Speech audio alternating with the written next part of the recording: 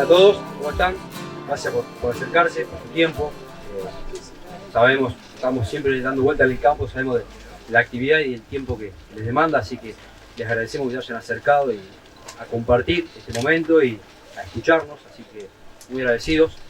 Mi nombre es Lucas Escocina, ¿sí? Formo parte del equipo técnico AWS y al frente de algo que llamamos Móvil Aptitud Silera. Bueno, les cuento un poquito de qué se trata. Estoy acompañado de Fernando Clemente, un agrónomo, ¿sí? Que nos va a hablar justamente un poquito de lo que es confección de silaje para lograr un buen producto, ¿sí? Es decir, un producto de alta digestibilidad y de alta energía. Como les decía, estoy al frente de algo que llamamos Móvil Aptitud Silera.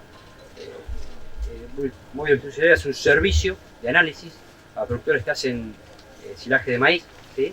Ya hace 2 años estamos girando y visitando productores en diferentes regiones del país, hoy en provincia de Santa Fe, pero bueno, también trabajamos en provincia de Córdoba, provincia de Buenos Aires, provincia de Entre Ríos, provincia de La Pampa y hemos llegado hasta Viedma, provincia de Río Negro. La verdad que estamos muy contentos, aprendemos, logramos un buen intercambio y como decía, muy agradecidos porque nos abren la tranquera y bueno, podemos lograr un buen intercambio. Y justamente la idea de esto es dar un soporte más, ¿sí?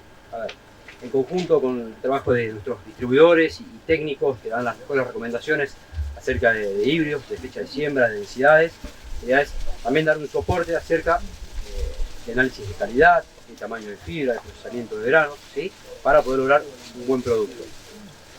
Móvil, bueno, cuenta con distintos elementos como ser devenir de origen italiano,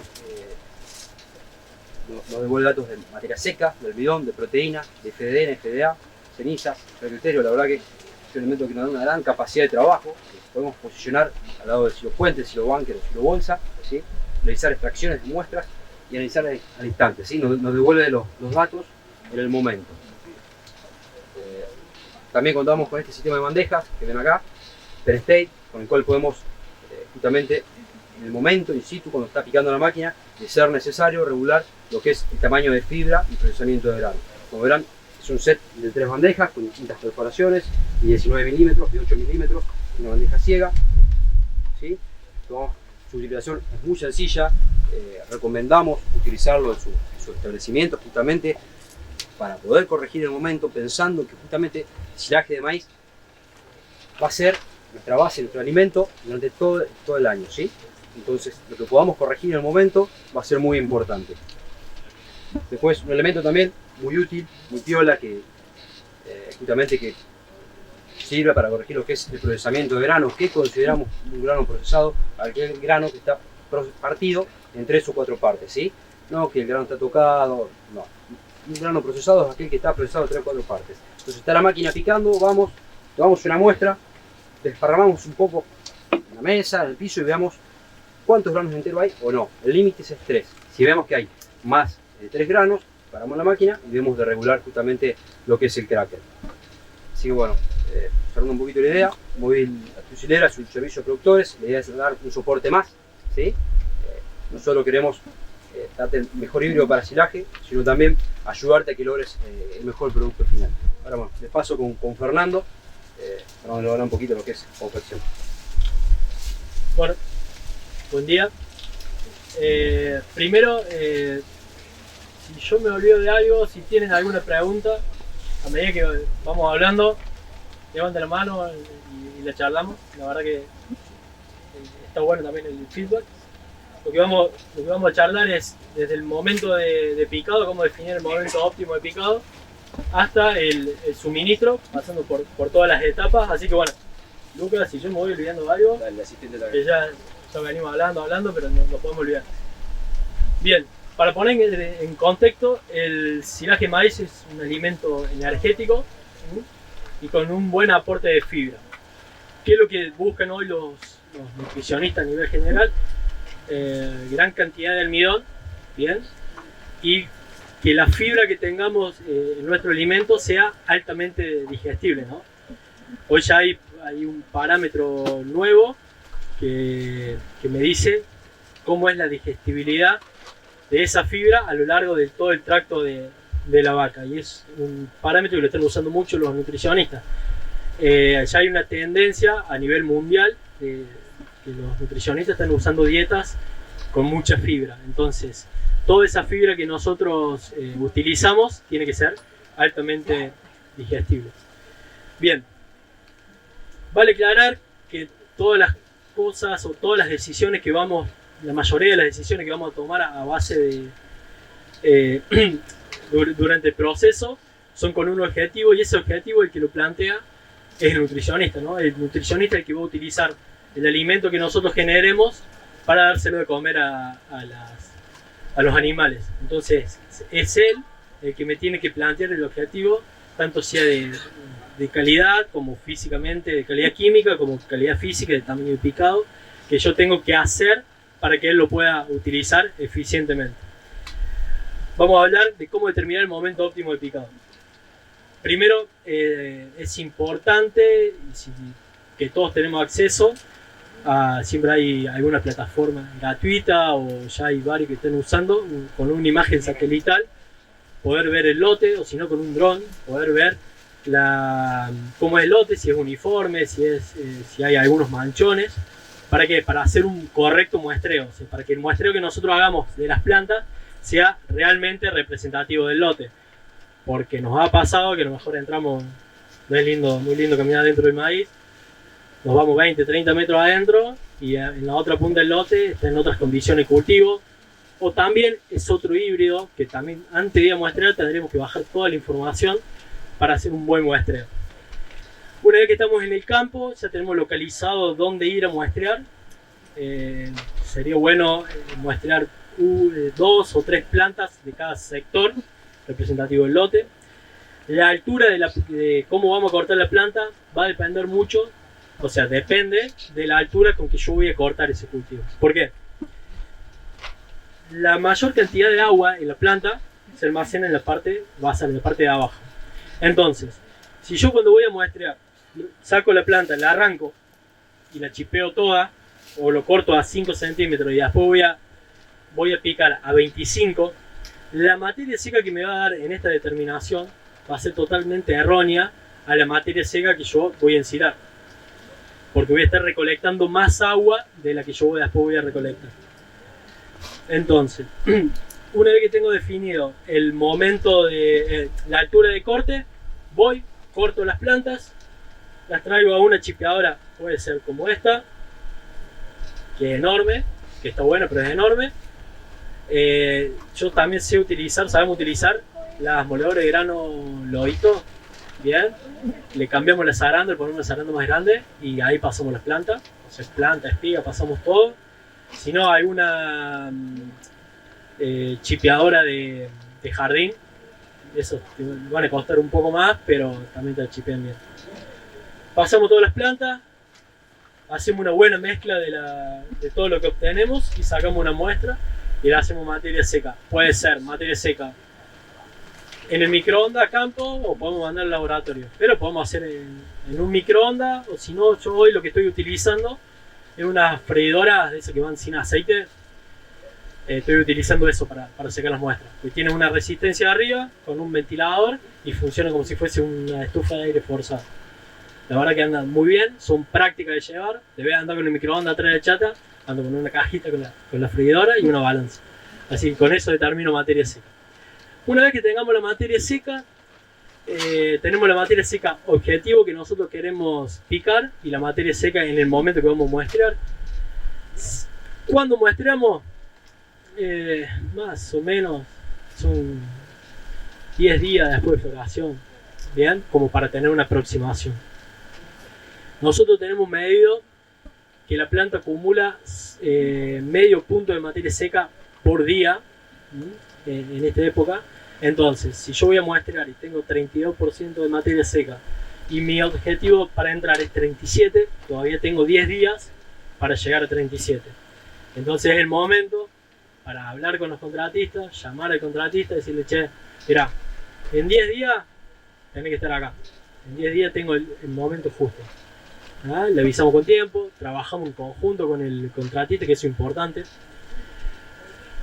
Bien, ya tenemos determinado el momento, llegó el día, llegó la máquina, llegó cuando debería llegar. Por lo menos nosotros le planteamos cuándo queremos que llegue. y no a ojo. Bien. Llega el contratista, empieza a trabajar. ¿Qué es lo que tenemos que medir en el momento de que está trabajando la máquina? Uniformidad de picado, tamaño de picado y procesado de grano. Uniformidad de picado es importante primero para la compactación. Si es todo uniforme, va a ser mucho más fácil compactarlo, tanto sea en la bolsa como en el aéreo. Tamaño de picado va a ser según el objetivo del nutricionista. Yo trabajo con nutricionistas que me dicen picalo 18 y hay otro que dice picalo 12. Hay gran diferencia. Bueno, yo trabajo como me dice cada uno. Cada uno tiene su receta. Y craqueado de grano. ¿Cómo podemos medir todo eso? Con la caja de Penn que mostró Lucas. ¿La hacemos o decimos hacerlo así? Ahí Lucas le va a mostrar cómo es la técnica de cómo hacemos la caja. En la teoría dicen que del 100% del material que pongo en la caja, una vez hecha la técnica, arriba para ganado de leche, en un silo de maíz, tendría que quedar entre un 10 y un 15%. Obviamente que si mi nutricionista lo quiere bien chiquito picado, va a quedar menos. Y para lo que es ganado de carne, en la teoría tiene que quedar entre un 5 y un 10%. Y el resto del material se tendría que dividir en partes iguales en las bandejas. Bueno, ahí Lucas va a mostrar cómo la técnica son 5 movimientos laterales por lado, ¿bien? Y son 2 vueltas. O sea, cada lado pasamos 2 veces. Bueno, Lucas, ya está, ahí como para... Ahí va a dar una vuelta, Lucas. Listo. Bien, entonces hacemos 5 movimientos laterales y hacemos 2 vueltas, o sea, 2 movimientos 5 movimientos por lado. Entonces, pesamos lo de arriba. Primero vemos uniformidad de picado. Esto fue picado por esta chipeadora, o sea, no está uniforme. ¿Y qué no nos deberíamos encontrar? Que acá lo podemos ver, estas cosas. O sea, este tamaño de fibra, que la vaca en el comedero no me lo va a comer, a seleccionar. Y fíjense esto. Si el cracker anda bien, esto no debe quedar. Esto la vaca no me lo come. Y esto me lo va a dificultar. Fíjense el tamaño que tiene esto para la compactación. Quieran o no, esto para la compactación me lo complica. Bien, con eso vemos la bandeja de arriba. La bandeja de abajo, cada orificio tiene de diámetro 8 milímetros. ¿Cuánto tiene de diámetro promedio, más o menos, un grano de maíz? ¿Cuánto? Sí, alrededor de 10. Entonces, si el grano está entero, fíjense, mira, acá tenemos la muestra clave. Fíjense el grano ese. Fíjense, si el grano está entero, no pasa. Entonces, ¿dónde tendría que estar todo el grano o más del 80% de grano? En la bandeja de abajo. Quiere decir que hay un buen craqueado. ¿Puede quedar en la bandeja de arriba? Sí, puede quedar porque a veces hay material, entonces no pasa. De lo que queda arriba tenemos que verificar que esté bien craqueado también. Otra técnica para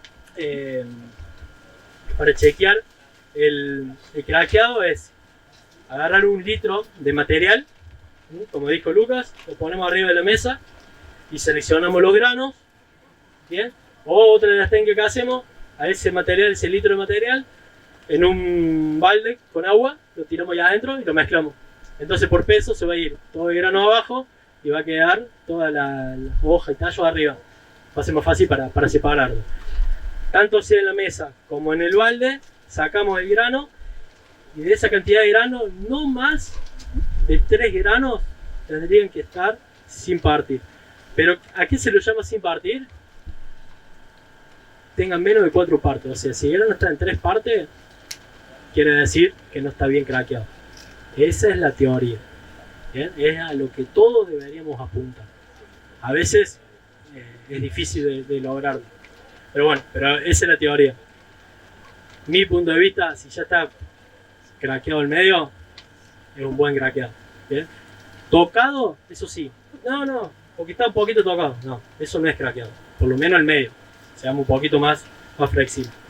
Bien, entonces, con las dos técnicas que vemos el procesado de grano. Aparte de verificar, de beneficiar la digestión de ese grano en la vaca, si vamos a hacer un silo aéreo, el grano entero, por cómo ocupa espacio, me dificulta mucho la compactación. ¿Tá? Y se nota mucho, más en maíz con alta cantidad de grano, se dificulta mucho. Entonces, el craqueo de grano no solamente me ayuda a aprovechar todo el almidón, sino también a un buen compactado, tanto sea en la bolsa como en el silo aéreo, ojo. Venimos controlando el contratista, viene trabajando bien, creo. Vamos a ver. Vamos a hablar de bolsa, porque en la zona el 100% se hace bolsa. Si alguno tiene alguna pregunta o quiere preguntar algo de silo aéreo, levanta la mano y lo hablamos, no hay ningún problema. Pero vamos a concentrarnos en la bolsa. ¿Qué es importante? Primero, es importante que estemos a la hora del picado. Bien, que no lo dejemos que el contratista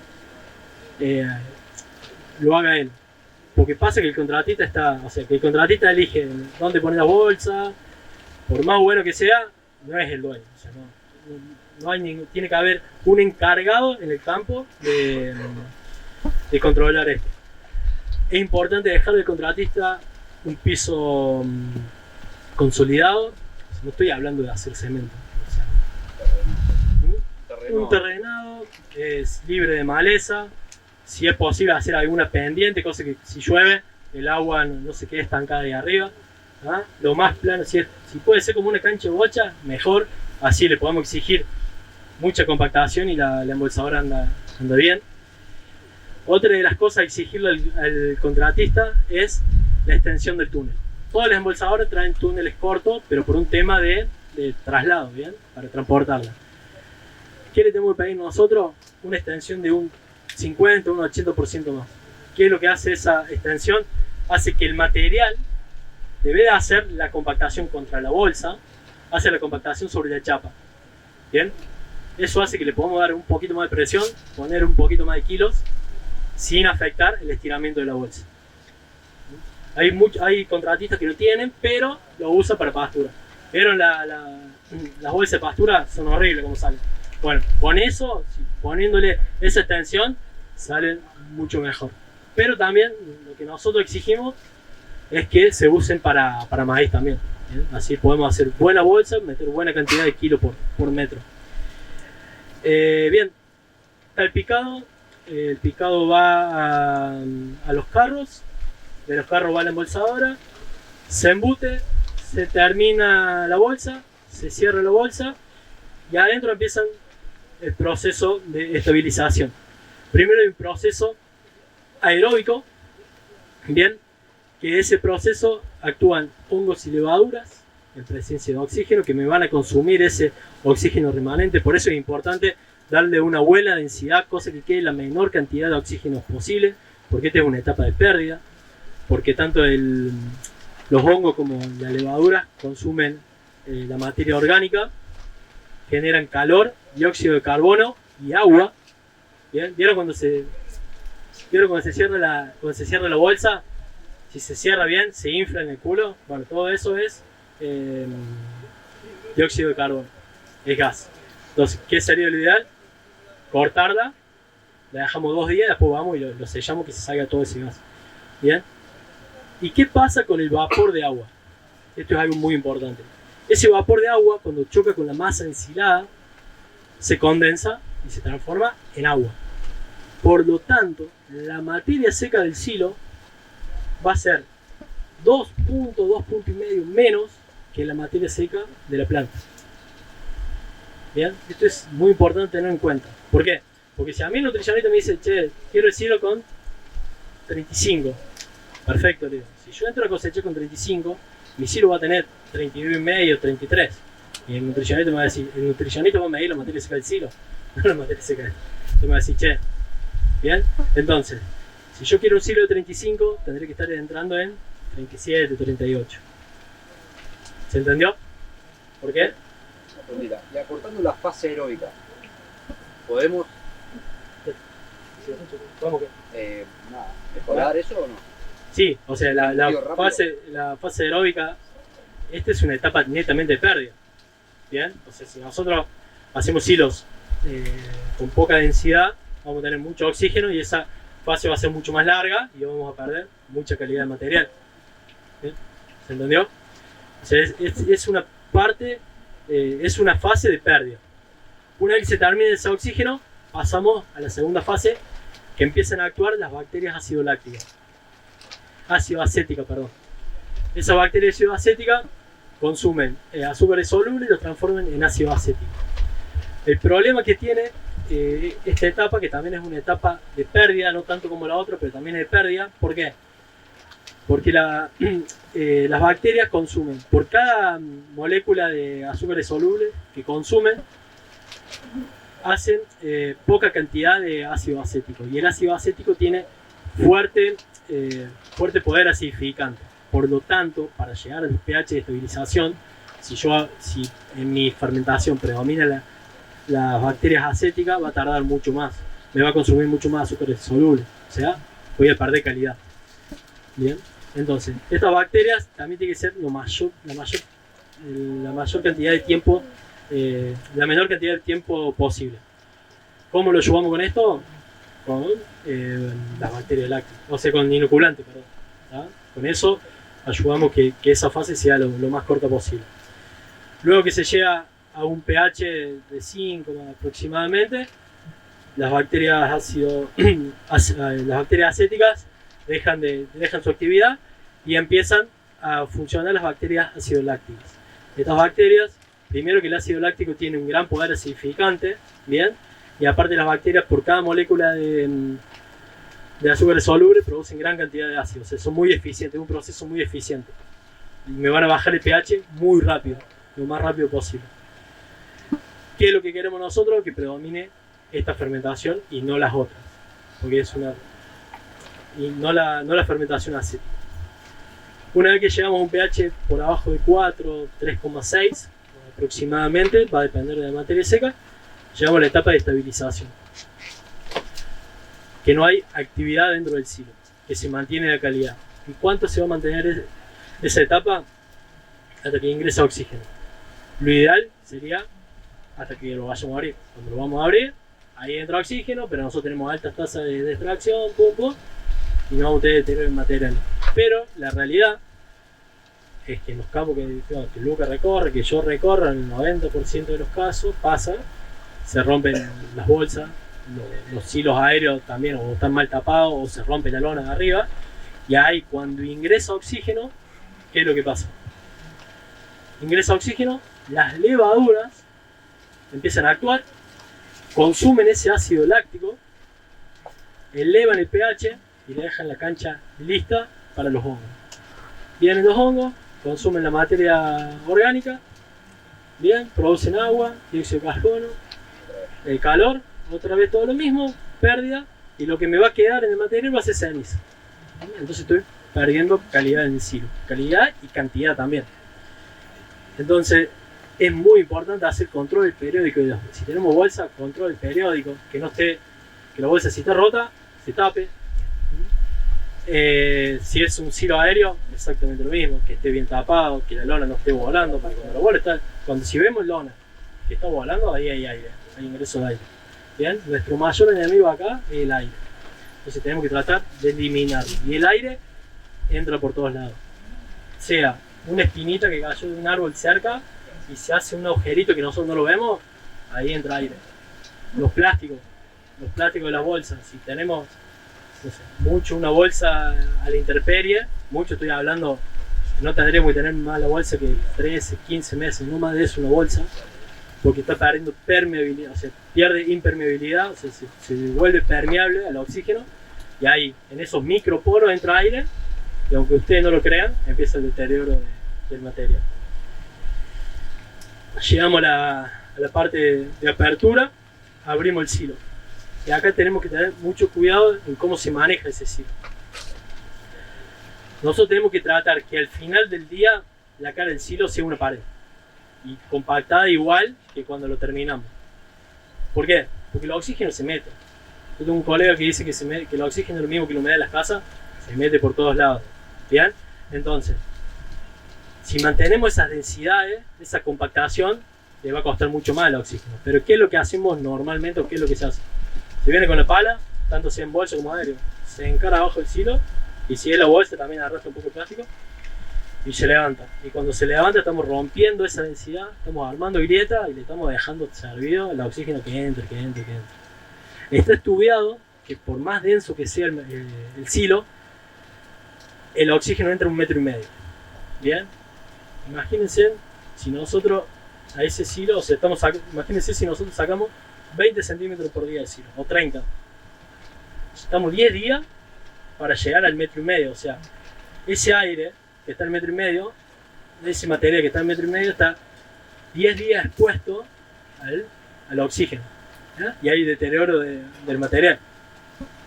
Bien, entonces, sobre todo es muy importante la tasa de extracción, tanto en aéreo como en bolsa también. En bolsa tenemos el problema que no se compacta todo uniforme la bolsa, sino que en las partes de arriba tenemos menos densidad que en otras partes, y ahí es cuando también entra mucho el oxígeno. ¿Bien? Entonces tenemos que tener en bolsa mínimamente 1 metro de la tasa de extracción, tenemos que sacar 1 metro diario mínimamente. Y en silo aéreo nosotros dimensionamos alrededor de 80 centímetros por día, para sacar 80 centímetros por día. ¿Cuál es la época más grave que tenemos? Acá en verano. En verano es por diferencia de temperaturas cuando más entra el oxígeno. Se usa mucho hoy en día el tema del autoconsumo. Se abre la bolsa. Y ahí tenemos. No, me parecía raro que me habían preguntado. Todavía no me habían preguntado. El autoconsumo. No estoy ni a favor ni en contra. Se puede hacer, pero se puede hacer bien. Hay herramientas para hacerla. Una es el inoculante, que no hablé de inoculante. Una es el inoculante, se puede usar, que yo uso en todo, inoculante con bacterias ácido láctico, o sea, homofermentativas, y hay una bacteria que se llama Lactobacillus buchneri, que aparte que produce acético y propiónico, que lo que hacen es inhiben por un tiempo, cuando entra oxígeno, a la actividad de las levaduras y retarda ese proceso de deterioro cuando entra oxígeno. O sea, no es que lo voy a tener, pero lo retarda un poco. Entonces, si se me rompe una bolsa, yo tengo ese seguro, por así decirlo. El autoconsumo. Frentes, no hacer frentes grandes expuestos. Yo sé que también depende de la cantidad de animales. Yo sé que depende de un montón de cosas. Pero si nosotros el primer día le vamos a dar material bueno, el segundo día más o menos, y el tercer día le damos material, o sea, van a consumir material feo. Mientras más abierto esté el silo, peor es, mientras más oxígeno le usan. De última, habría que abrir el silo, ver, o sea, cada uno tiene su técnica, pero de avanzar mucho, de comer ese silo lo más rápido posible. No está mal. Está bueno el autoconsumo para campos alquilados, explotación alquilada. Está bueno porque es una técnica que incentivó e incentiva a hacer silo, está buena. Pero hay herramientas para hacerlo y no tener desperdicio, sobre todo. Yo sé que hay gente acá que lo hace bien. A mí, sinceramente, el de las ventanas no me gusta, porque tenemos mucha superficie expuesta. También sé que si tenemos el frente solo de la bolsa, el frente es muy chico, pocos animales. Esto es un tema. Pero bueno, si utilizamos ese tipo de inoculante, podemos ir bajando la cantidad de pérdidas. Está bueno, es útil, yo sé que es útil, pero lo tenemos que hacer bien. Es lo mismo, si hacemos silo aéreo, lo tapemos. O sea, un silo sin tapar no es silo, primero empecemos, una montaña de pasto. O sea, no es silo porque no está en condiciones anaeróbicas, no es silo. ¿Bien? Y no, pero se pierde la capita. Bien, un silo, vamos a poner que hiciste una montaña de pasto sin tapa. Bien, la terminaste con 2,5 metros. Fuiste a los 6 meses, va a tener 2 metros. Y no, es la capita nomás. Fuiste a 8 meses y va a tener. Y esa capita es la ceniza que queda de todo el material que se fuma, o sea que se va en forma de vapor. Bien, entonces. Nada es bueno, nada es malo, depende, hay que adaptar a cada cada establecimiento, pero siempre hay que tratar de hacer lo mejor posible. Y en el silo tenemos que tener en la cabeza que nuestro enemigo es el oxígeno. O sea, tenemos que tener eso, tenemos que luchar contra eso. Tampoco sirve, vamos a ser sinceros, hacer las bolsas, tener mix, tener todo y llegamos al campo y están todas las bolsas rotas. Es exactamente lo mismo que el autoconsumo. ¿Bien? No sé si respondí esa pregunta. Hablando un ratito rápido de inoculantes, sencillo y conciso, si va a pastura o verdeo de invierno, sí o sí, inoculantes. ¿Por qué? Porque tienen pocos azúcares solubles que me van a beneficiar. Tienen pocos azúcares solubles y baja tasa, o sea, bajo poder buffer, alto poder buffer. El poder buffer es la resistencia que tiene el material a bajar el pH. O sea, me va a costar mucho bajar ese pH. Bien, entonces con el inoculante voy a mejorar ese proceso. Y lo que es silo de maíz y silo de sorgo, si tenemos todas las condiciones óptimas, hacemos todo bien, nos sale todo bien, podemos entrar en el momento justo, todo, cuidamos las bolsas, todo, hacer un silo de maíz y un silo de sorgo sin inocular se puede hacer perfectamente bien. Pero en el campo generalmente no nos salen las cosas bien. Si está más húmedo, sí o sí inoculante. Si está más seco, sí o sí inoculante. Yo recomiendo usar sí o sí inoculante, porque para mí también es un seguro. Y en las bolsas, por ejemplo, uso con Buchneri, que a lo mejor dice, pero no, vos en las bolsas avanzás mucho, generalmente se avanza mucho, pero viene un perro, la rompió y está una semana hasta que alguien la ve para arreglarla, y con eso voy a retrasar un poco el deterioro. Entonces también uso pero yo inoculante usaría sí o sí. Para último siempre dejamos el tema de los parámetros del NIRS. ¿Qué es lo que nos da el NIRS? Materia seca, ya todos sabemos qué es materia seca. Proteína, la proteína del maíz está entre un 7 y un 9%, no varía mucho, no es un alimento proteico. Almidón, sí, almidón sí, almidón es donde está el mayor reservorio de energía. FDN, ¿qué es FDN? Es la fibra que tiene el material, o sea, es toda la pared celular. El FDN, si hay algún nutricionista y me quiere pegar, que me pegue o que me corrija. Pero la FDN está correlativamente, o sea, se correlaciona negativamente con el consumo. O sea, si nosotros tenemos gran cantidad de FDN, me va a disminuir el consumo. Prácticamente, ¿por qué? Porque el animal se llena físicamente y no fisiológicamente. Bien, la FDA es la parte de la FDN que es indigestible para el animal, o sea que lo que no va a aprovechar el animal, ceniza y estrato etéreo. El estrato etéreo es grasa, que en los forrajes no varía mucho, tiene más o menos alrededor del 2%. Y en ceniza, la planta, tanto sea cultivos de maíz, de sorgo o también los otros cultivos, tiene alrededor de máximo un 7% de ceniza, que son los minerales que tiene la planta. Si nosotros hacemos un análisis y tenemos más de eso, de ese porcentaje, tenemos 9, 10%, puede haber dos motivos. Uno, que generalmente es el principal, es el ingreso de tierra. Lo vemos mucho en los silos de alfalfa y en heno, ni te cuento. Tenemos mucho ingreso de tierra y tenemos ceniza por arriba del 10%. Y el otro, esa capita negra, lo que queda es ceniza. Entonces, si tenemos alta cantidad de ceniza, uno de los factores de esa ceniza alta puede ser que ese material sufrió deterioro. Y por eso tenemos más ceniza de la que viene con el cultivo. Así que bueno, creo que... no sé, seguramente me olvidé de algo. Te quería hacer una pregunta. Sí. Te quería hacer una pregunta, Fernando, acerca de qué pasa justamente con lo que es la fermentación, la conservación, la concentración de energía en aquellos silajes que se pican en forma anticipada, ¿no es cierto? Bien. Yo diría que siempre, no casi siempre, hacemos lo que podemos, no lo que queremos en el campo, porque tenemos muchos factores que no manejamos nosotros. Puede pasar, yo cuento siempre, en mi zona pasó que un año se inundó, no se pudo entrar a picar, fue un desastre, y al año siguiente, cuando los materiales ya estaban en floración y había una nube, querían todos Todos quieren salir picados.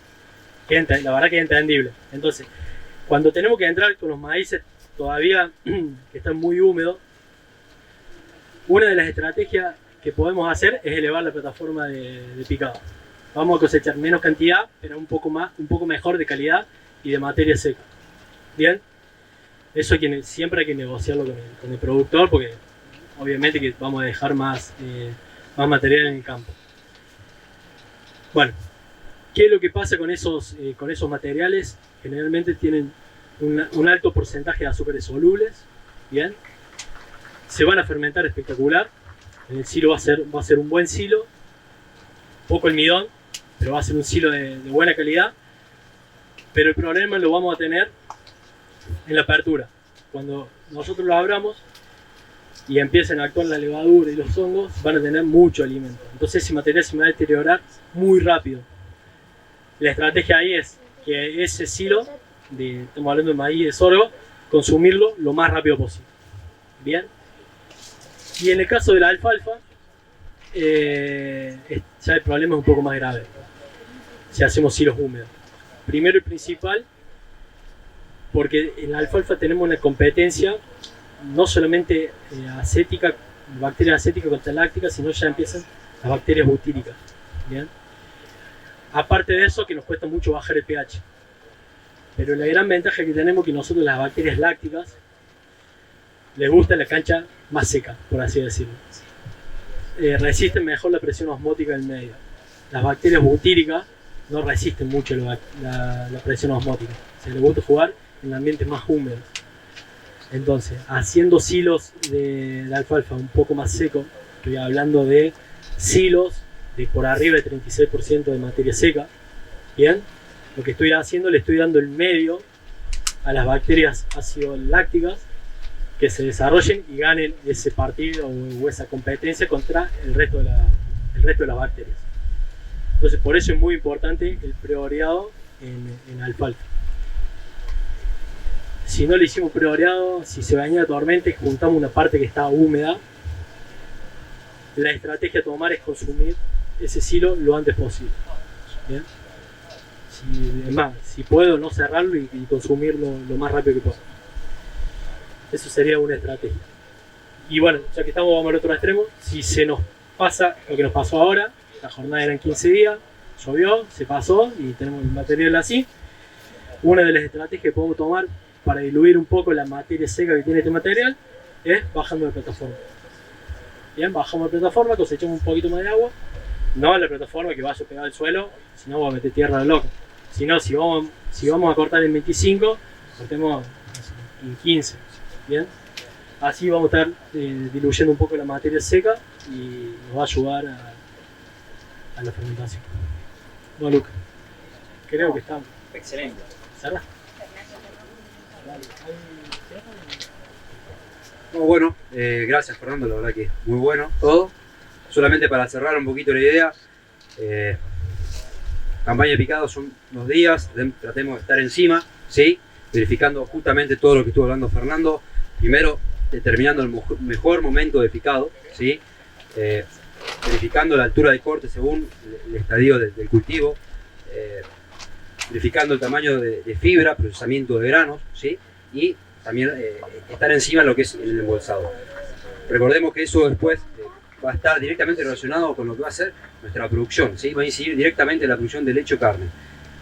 Por último, este manualcito está en cada una de sus bolsitas y todo esto que estuvo hablando Fernando, para repasarlo un poquito, porque cosa está acá y hay una regla muy práctica justamente para poder medir justamente la altura del corte. Así que bueno, muchas gracias y gracias por su tiempo. Están muy bien.